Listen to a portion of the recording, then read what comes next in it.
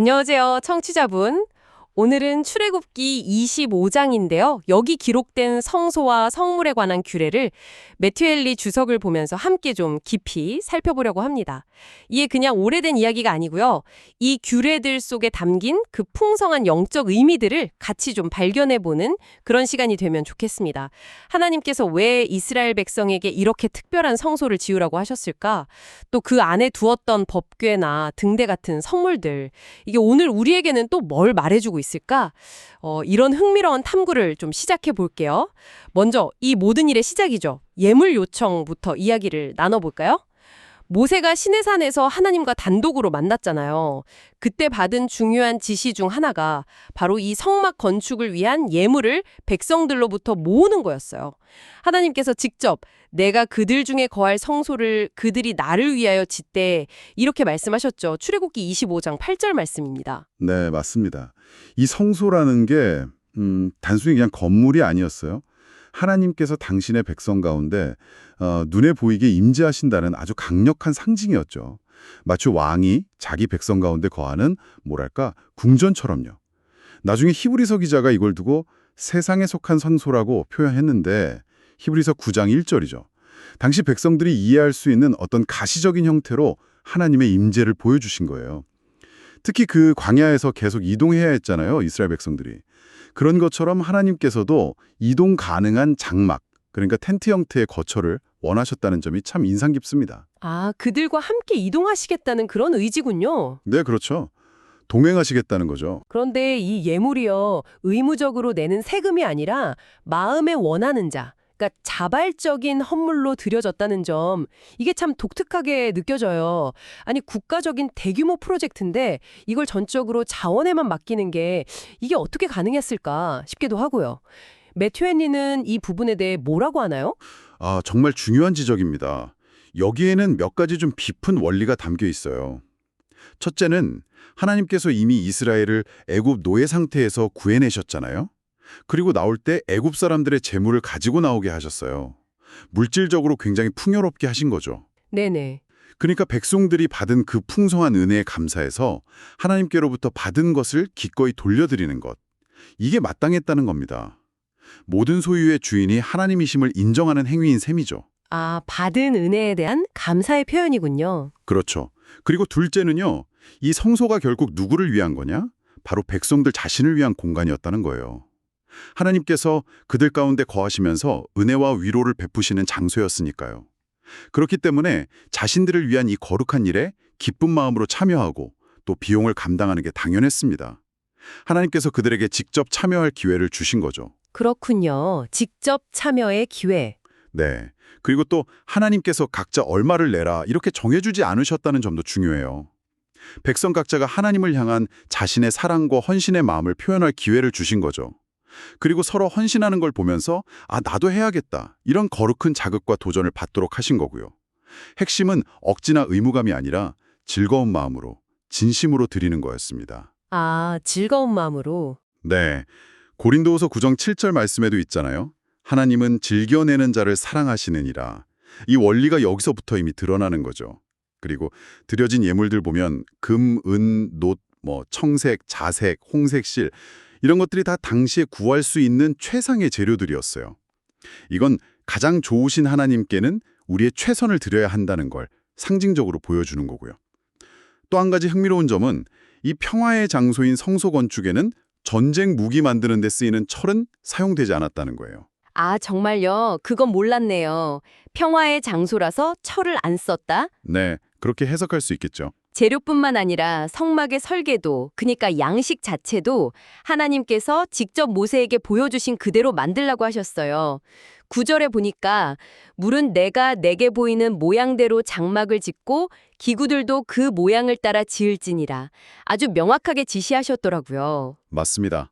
이 지점은요. 하나님의 일을 할 때 인간의 창의성이나 편의가 기준이 아니라 오직 하나님의 계시된 뜻과 방식이 기준이 되어야 한다는 걸 아주 강력하게 보여줍니다. 메투엘레는 여기서 좀 흥미로운 지적을 하는데요. 모세가 천지 창조에 대해서는 비교적 간략하게 기록했는데 성막이랑 그 기구들에 대해서는 아주 세세한 치수까지 기록했다는 거예요. 아, 그러네요. 왜 그랬을까요? 이걸 매튜 헨리는 세상의 자연 질서보다 하나님께서 당신의 백성과 만나고 구원하시는 그 방편인 교회와 그 예법을 훨씬 더 중요하게 여기셨기 때문이라고 해석합니다. 성경 기록의 주된 목적이 우주 만물의 원리를 설명하는 게 아니라 하나님의 구원 계획과 그분의 뜻을 우리에게 알리는 데 있다는 걸 보여주는 대목이라는 거죠. 와, 그렇군요. 성경 기록의 목적까지 연결해서 생각해 보게 되네요. 자, 그럼 이제 성막 기구들로 좀 넘어가 볼까요? 가장 먼저 만들라고 지시받은 게 바로 법궤였습니다. 지성소 가장 깊숙한 곳에 두닌 어떻게 보면 성막의 심장 같은 기물인데요. 조각목으로 만들고 안팎을 순금으로 싸고 금태를 두르고 또 운반할 수 있게 채를 꿰 고리 4개를 만들고 제작 방식도 아주 구체적이었어요. 네, 법궤의 제작이 가장 먼저 언급된 건 그만큼 중요하기 때문이죠.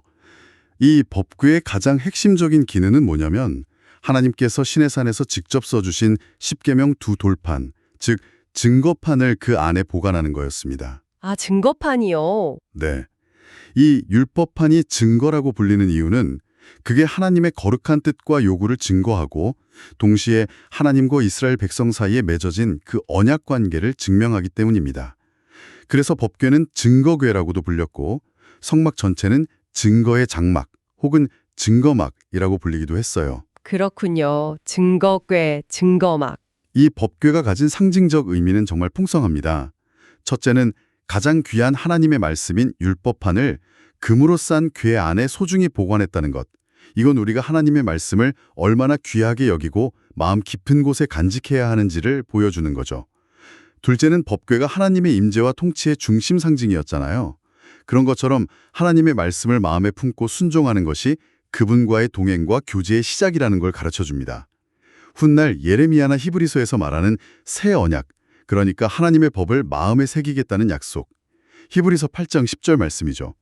그것의 그림자라고도 볼 수 있겠습니다. 아, 마음에 새기는 법. 네, 셋째는 이스라엘 백성들이 광야에서 이동할 때 항상 레위인들이 이 법궤를 메고 앞장서서 갔거든요. 그것처럼 우리 역시 삶의 여정에서 항상 하나님의 말씀과 신앙의 원칙들을 앞세우고 살아가야 한다는 교훈을 줍니다.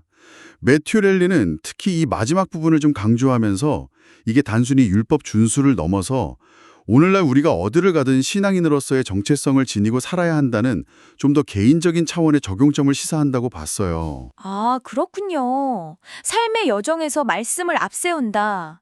법궤의 덮개도 아주 특별했습니다. 속죄소라고 불리는 순금 덮개였죠. 네, 속죄소. 히브리어 원어 의미를 살리면 덮개라는 뜻이고요. 영어로는 mercy seat, 그러니까 자비의 자리라고 번역돼요. 이 속죄소는 법궤 안에 있는 율법, 즉 우리의 죄를 지적하고 정죄하는 그 하나님의 공의로운 법을 덮어주는 역할을 합니다. 덮어준다. 네, 이건 장차 오실 예수 그리스도의 대속사역을 아주 강력하게 예표하는 거예요. 그리스도께서 십자가에서 흘리신 그 보혈로 우리의 모든 죄를 덮으시고 율법의 정죄로부터 우리를 가려주시는 하나님의 놀라운 자비와 은혜를 상징하는 거죠. 그리스도께서는 율법의 모든 요구를 완벽하게 만족시키심으로써 우리를 위해서 율법의 마침이 되셨습니다. 와, 속죄소가 그런 의미였군요. 자비의 자리. 속죄소 양쪽 끝에는 날개를 편 그룹, 그러니까 천사의 형상이 마주보면서 속죄소를 이렇게 내려다보는 모습으로 만들어졌다고 했어요. 이 그룹들은 어떤 의미가 있을까요? 이 그룹들은 하나님의 보좌를 지키고 수종드는 거룩한 천사들을 상징합니다.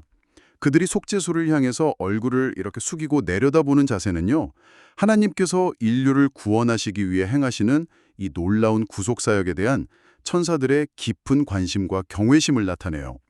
베드로전서 1장 12절에서도 천사들이 하나님의 구원의 신비를 살펴보기를 원하는 것이라고 언급되어 있죠. 아, 천사들도 관심을 갖는군요. 네. 그리고 또 이건 성도들이 드리는 예배에 천사들도 함께 참여해서 경배한다는 걸 보여주는 것일 수도 있고요.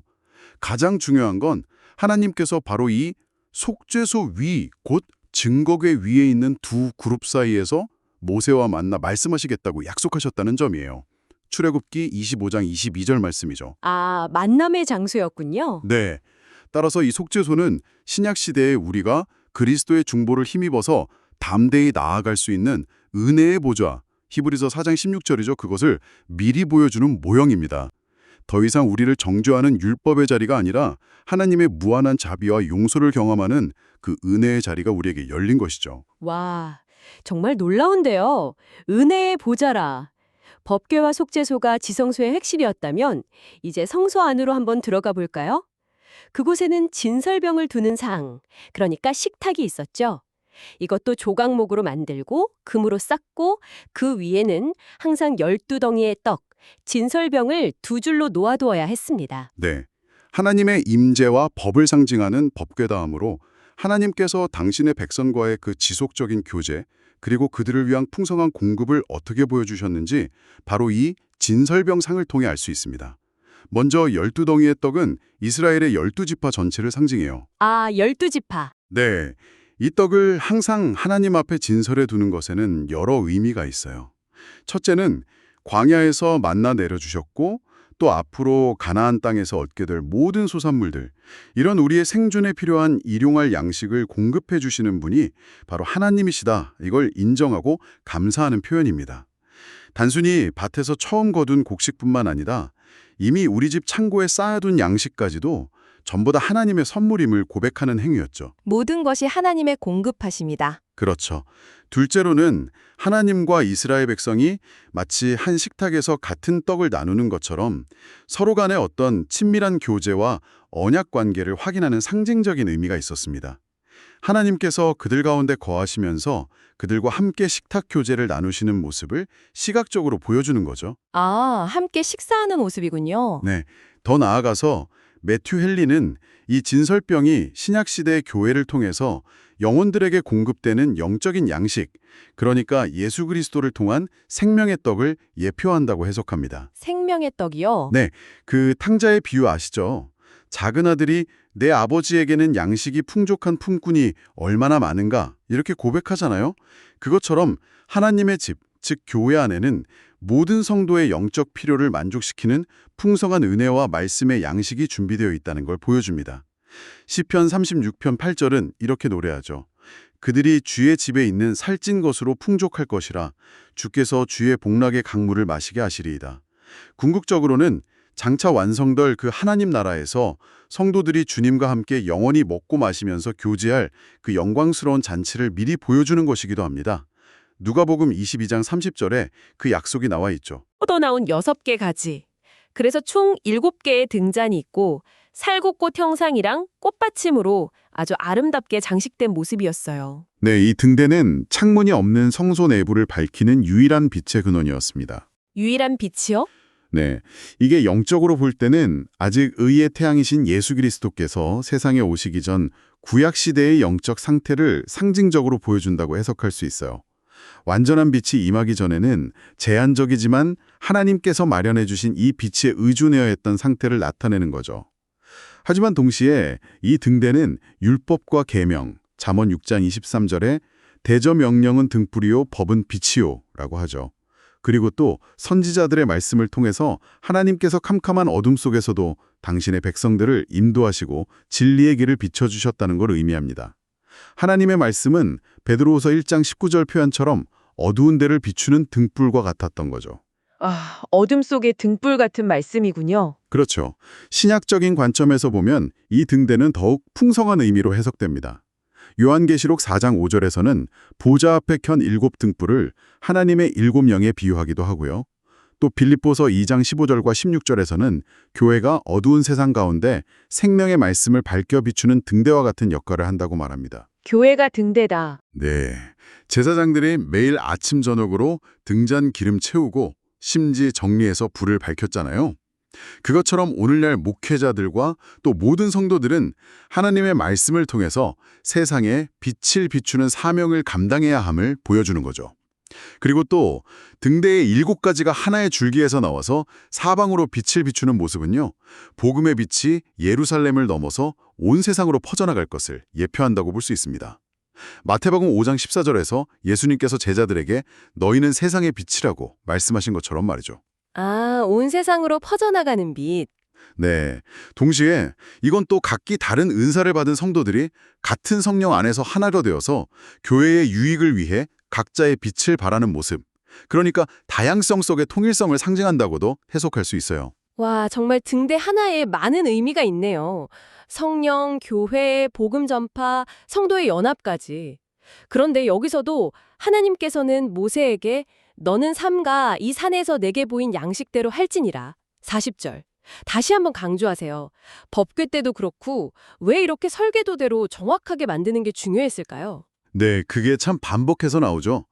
이건 앞서 언급했듯이 하나님의 구원 계획과 그분이 일하시는 방식이 인간의 생각이나 지혜가 아니라 오직 하나님의 완전하신 뜻과 계시에 근거해야 한다는 걸 거듭 강조하는 겁니다. 하나님의 지혜와 계획에는 어떤 오류나 부족함도 없기 때문에 인간적인 아이디어를 덧붙이거나 변경할 필요 없이 그대로 순종하는 것이 최선이다. 이런 의미죠. 우리의 생각보다 하나님의 명령이 우선이다. 그렇습니다. 우리의 창의성이나 효율성이 기준이 아니라 하나님의 명확한 명령이 기준이 되어야 한다는 것이죠. 이건 신약시대에 예수 그리스도께서 승천하시기 전에 제자들에게 하신 말씀과도 딸이 이어져요. 내가 너희에게 분부한 모든 것을 가르쳐 지키게 하라. 마태복음 28장 20절 말씀이죠. 하나님의 뜻을 더하거나 빼지 않고 정확하게 따르는 순종의 중요성을 다시 한번 깨닫게 합니다. 네, 순종의 중요성 정말 마음에 새겨야겠네요. 오늘 저희는 출애굽기 25장을 통해서 성막의 주요 기물들, 그러니까 예물부터 시작해서 법궤와 속죄소, 진설병상, 그리고 등대에 담긴 깊은 상징적 의미들을 매튜엘리 주석을 보면서 함께 살펴봤습니다. 성막이라는 게 단순히 종교적인 건축물이 아니었네요. 자기 백성 가운데 거하시려는 하나님의 그 뜨거운 열망, 또 그분의 거룩한 법과 동시에 죄를 덮으시는 무한한 자비와 은혜, 영적인 양식 공급, 그리고 어둠을 밝히는 진리의 빛까지 정말 놀랍고 풍성한 복음의 진리들을 담고 있는 그림 언어였습니다. 그리고 이 모든 상징들이 궁극적으로는 예수 그리스도 안에서 온전히 성취되었다는 것을 확인할 수 있었고요. 맞습니다. 매튜엘리 주석은 구약의 이런 세상에 속한 성소의 요소들이 어떻게 신약 시대에 더 좋은 것들, 그러니까 그리스도와 그분의 교회, 그리고 복음의 실제를 가리키는 모형이자 그림자였는지를 아주 탁월하게 보여줍니다. 따라서 구약의 이런 규례들을 공부하는 것은 단순히 과거 역사를 배우는 게 아니에요. 신약의 복음과 예수 그리스도를 더욱 깊고 풍성하게 이해하는 중요한 열쇠가 되는 거죠. 모형과 그림자로서의 구약. 네. 그래서 오늘 나눈 이 이야기들을 마음에 좀 품으시고 청취자분께서 앞으로 성경을 읽으실 때 특히 구약의 이야기들 속에서 어떻게 신약의 복음과 연결고리를 발견하고 그 의미를 더 깊이 탐구해 볼 수 있을지 한번 생각해 보시면 좋겠습니다. 예를 들면 이런 거죠. 대제사장이 1년에 딱 한 번, 그것도 두려움과 떨림으로 지성소, 속죄소 앞에 나아갔잖아요. 그거 생각하면서 오늘 우리는 그리스도의 피를 힘입어서 언제든지 담대하게 은혜의 보좌 앞에 나아갈 수 있다는 사실, 히브리서 4장 16절이죠. 이게 얼마나 놀라운 특권인지 한번 새롭게 묵상해 보시는 건 어떨까요? 와, 정말 그러네요. 그 특권을 우리가 누리고 있다는 것. 오늘 함께 출애굽기 25장의 깊은 세계를 탐험해 주셔서 정말 감사합니다. 다음 시간에 또 다른 흥미로운 주제로 찾아뵙겠습니다.